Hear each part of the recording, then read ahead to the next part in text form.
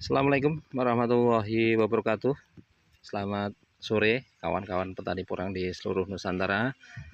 Di tangan saya adalah umbi ya, walaupun kelihatannya nampak berbolong-bolong semacam ini seperti wajah berjerawat ya. Ini yang dinamakan adalah bisul porang atau cacar porang ya, atau tumor porang. Yang mana pada pembahasan sebelumnya sudah kita sampaikan itu adalah hasil ya, hasil pendapat saya kawan ya. Itu adalah pendapat saya ya, bahwa untuk pembesaran umbi itu melalui proses semacam ini, itu baru pendapat saya. Karena kita amati begini soalnya ya, entah itu penyakit ya ataupun proses pembesarannya ini belum begitu paham betul ya, karena belum ada uji skala akademis ya yang mengatakan bahwa ini yang bisul semacam ini adalah bentuk penyakit. Kemudian yang utuh ya, itu apakah benar-benar yang dorman maksimal, kemudian yang seperti ini adalah yang dorman karena terpaksa atau belum waktunya dorman kemudian dorman. Nah, kemarin kita sampaikan bahwa ada 3 penentu ya, seperti kemarin adalah hama ya, kemudian ada salah satunya apa ya, pH ya pH tanah. Ya, pH tanah juga menentukan hasil semacam ini kawan ya. Menurut saya adalah pH tanah itu menentukan hasil semacam ini. Karena semuanya akan berkaitan ya, akan berkaitan. Berkaitannya adalah contoh misalnya pada lahan yang ber-pH rendah ya, pH-nya rendah, itu ketika kita membaca jurnal ya, jurnal-jurnal pertanian, bahwa untuk ideal tanaman umbi-umbian ya, terutama adalah porang, itu idealnya adalah di pH adalah sekitar 6,8. Itu paling ideal kalau kita baca jurnal itu. Untuk umbi porang itu paling idealnya adalah di 6,8. Bagaimana kalau lebih dari 6,8, contoh misalnya 7, itu masih dalam tahap normal ya, wajar. Kemudian kalau 6,5 atau di bawah 6,8 itu juga masih dalam tahap kewajaran ya, artinya batas-batas normal, batas-batas aman seperti itu. Kemudian kalau kita pH-nya adalah contoh misalnya 5 ya. Yang namanya pH itu sangat berpengaruh dalam proses tumbuh kembangnya tanaman kawan. Karena pH ya, tanah yang memiliki pH contoh misalnya 5 ya, contoh misalnya 5, itu ketika kita baca jurnal-jurnal pertanian itu akan mengakibatkan unsur hara makro maupun mikro itu sulit terserap oleh tanaman ya, susah terserap oleh tanaman. Contoh misalnya yang makro adalah N-nya adalah nitrogen ya, kemudian P-nya adalah fosfat, kemudian yang K-nya adalah kalium. Nah, unsur hara makro itu adalah penentu ya, artinya yang sangat dibutuhkan dalam jumlah banyak oleh tanaman adalah namanya unsur hara makro. Kemudian ada unsur hara mikro yang contoh misalnya kalsium ya, potasium ya, itu juga adalah unsur-unsur hara mikro yang juga dibutuhkan oleh tanaman. Kita baca jurnal ya yang menyatakan bahwa ketika pH itu di bawah 6 ya, di bawah 6 itu serapan unsur hara itu terutama makro itu sangat susah diterima oleh tanaman, sehingga tanaman ya sama halnya seperti tubuh kita ya, kita akan butuh yang namanya gizi ya, gizi baik protein, kemudian ada lemak ya, kemudian ada vitamin ya. Nah, kalau gizi-gizi tersebut tidak dapat terserap oleh tubuh kita atau metabolisme tubuh kita itu kurang normal, otomatis tubuh kita mudah terserang penyakit kawan ya, tubuh kita mudah terserang penyakit. Nah, salah satunya adalah ya seperti ini ya, seperti ini. Nah, seperti halnya yang masih rame-rame saat ini ya adalah corona kawan, corona. Nah, corona itu pun bagi orang-orang yang imunnya rendah ya sangat bisa berakibat fatal, yaitu kematian. Nah, itu diakibatkan karena imun kita kurang kurang baik ya, imun kita kurang baik. Nah, imun kurang baik itu salah satu faktornya karena metabolisme di dalam tubuh kita kurang, kemudian asupan nutrisi di tubuh kita kurang ya, sehingga imun tubuh kita tidak bisa menangkal virus ataupun bakteri yang masuk ke tubuh kita, sehingga tubuh kita mudah terkena penyakit. Nah, kemarin diudar di beberapa YouTube oleh dokter-dokter spesialis bahwa vitamin D itu juga sangat bagus untuk tubuh kita ya, agar tubuh kita itu sangat bisa memiliki imun yang baik. Nah, begitu juga ini tanaman, kawan. Tanaman ini kalau pH tanahnya itu adalah di bawah 6 ya, di bawah 6 otomatis unsur hara makro itu tidak dapat terserap oleh tanaman itu sendiri. Kalau unsur haranya tidak bisa terserap, sama halnya gizinya tidak bisa masuk ya, otomatis tanaman ini mudah terserang penyakit. Ya, terserang penyakit. Nah, pas kebetulan ini dulu kita amati di petakan ini beberapa tanaman yang terutama umbinya semacam ini adalah karena terserang jamur pada daun, kawan. Jamur daun itu dulu di petakan ini ada ya, di petakan ini ada yang terserang jamur daun. Nah, umbinya ternyata semacam ini ya, rusak-rusak semacam ini. Karena kemarin kita sampaikan kenapa kok ini adalah proses pembentukan umbi kemudian belum sempurna, karena ya kita amatinya karena yang terkena terkena umbi ya, terkena jamur daun itu otomatis akan dorman lebih awal ya, dorman lebih awal. Nah, ternyata dorman lebih awal itu juga karena bagian umbi ini terkena penyakit, kawan ya, terkena penyakit ya. Ini entah penyakit atau proses pembesarannya kita kurang tahu ya. Kalau kita melihat bentuk-bentuknya umbi semacam ini ya, pendapat saya kedua adalah ini juga bagian dari penyakit ya, ini bagian dari penyakit. Kalau yang kemarin kita sampaikan bahwa itu adalah pendapat saya yang pertama, yaitu bagian dari proses pembesaran umbi yang tidak sempurna ya, membenjol, isinya air, kemudian lama-lama akan berisi karbohidrat. Nah, ternyata karena ya hama yang menyerang tanaman ini ya, contoh misalnya jamur daun tadi, mengakibatkan dorman lebih awal ya, ternyata umbinya juga menjadi seperti ini ya, seperti ini. Kalau ada yang menyampaikan kurang N-nya ya, kurang N-nya.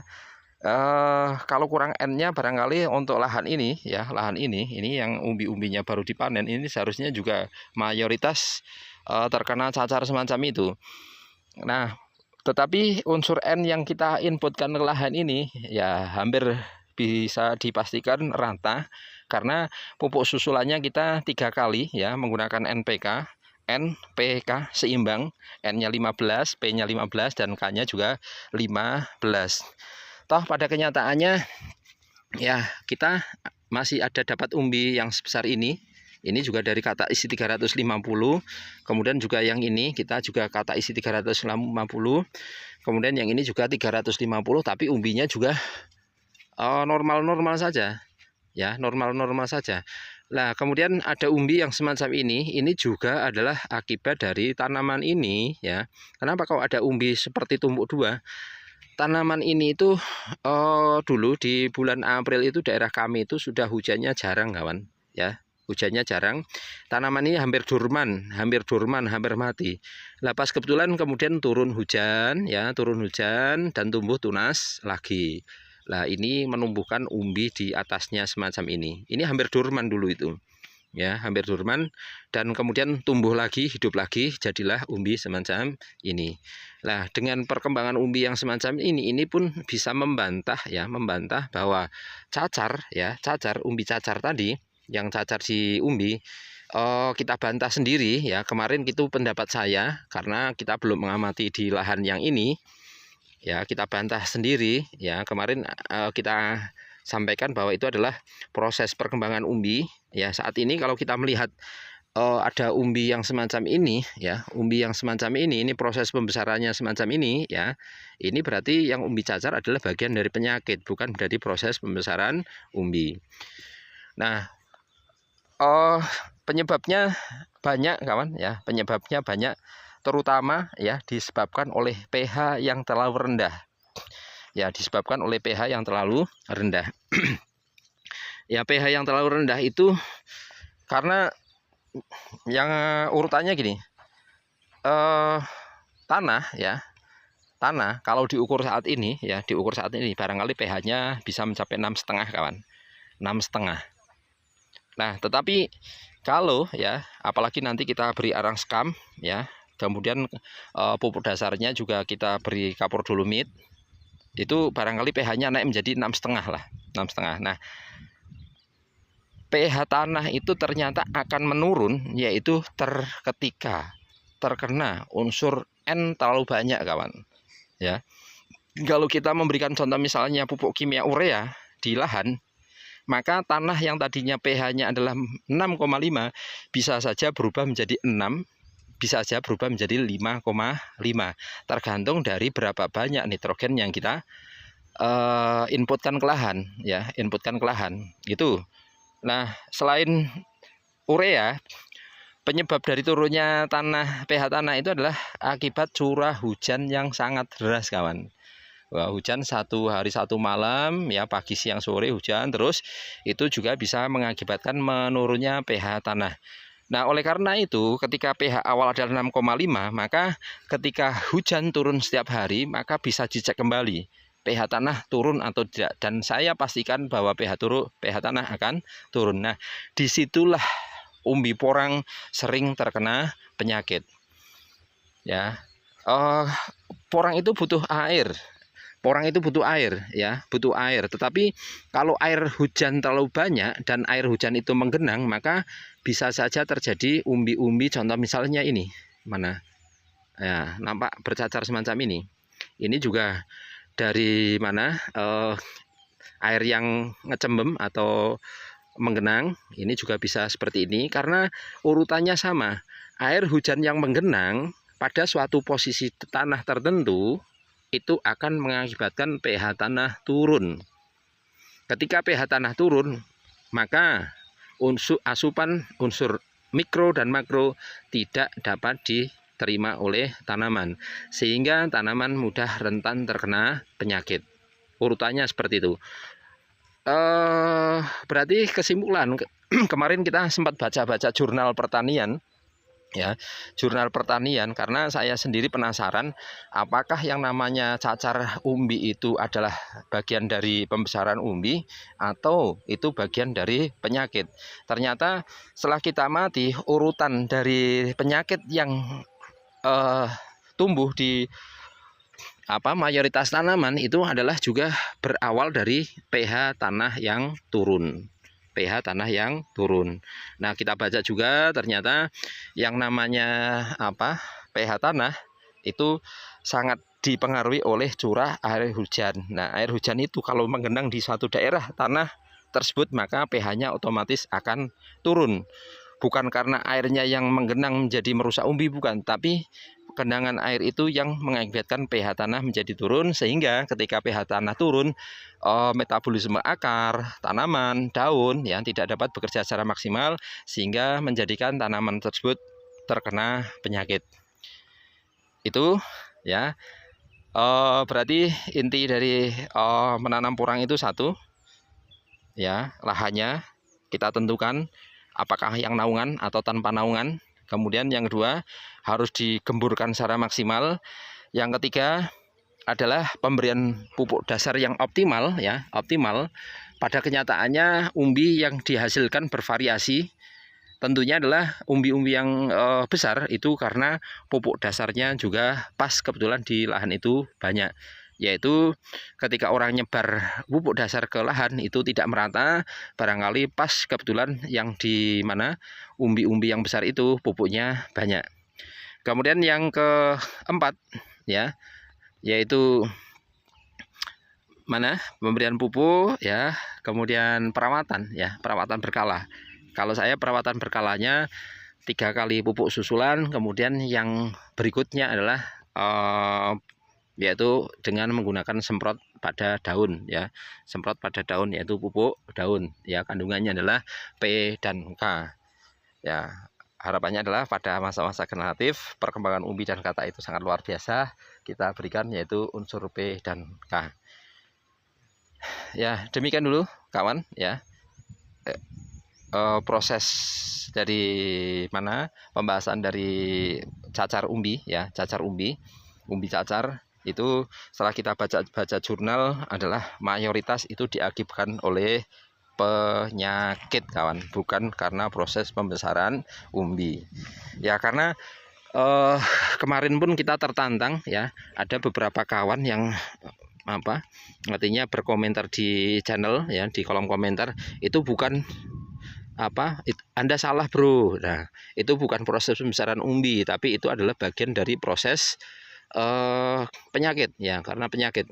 Akhirnya kita cari jurnal-jurnal pertanian, kita baca, kurang lebih kita baca dari 3 referensi jurnal pertanian ya, ternyata memang mayoritas ini diakibatkan oleh pH tanah yang terlalu rendah, maka mengakibatkan umbi-umbi ini semacam ini ya, umbi-umbi ini semacam ini.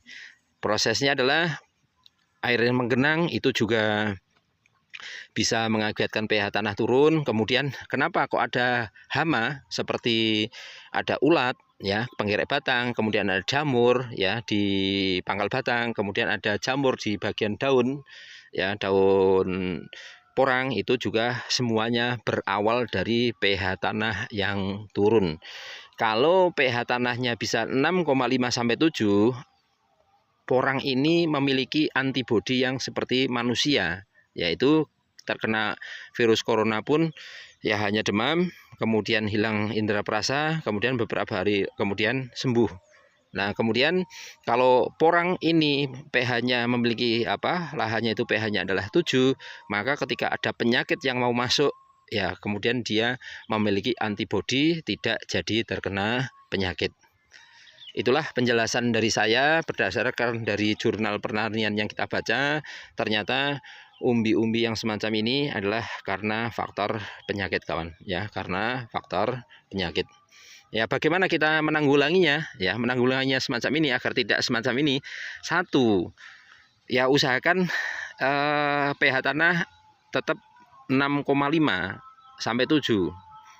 Nah, bagaimana caranya? Kalau terkena air hujan yang terlalu lembab dan lain-lain ya, maka jangan tanam di bawah terlalu naungan, karena kalau di bawah naungan otomatis kelembapan air hujan itu akan tertampung di situ.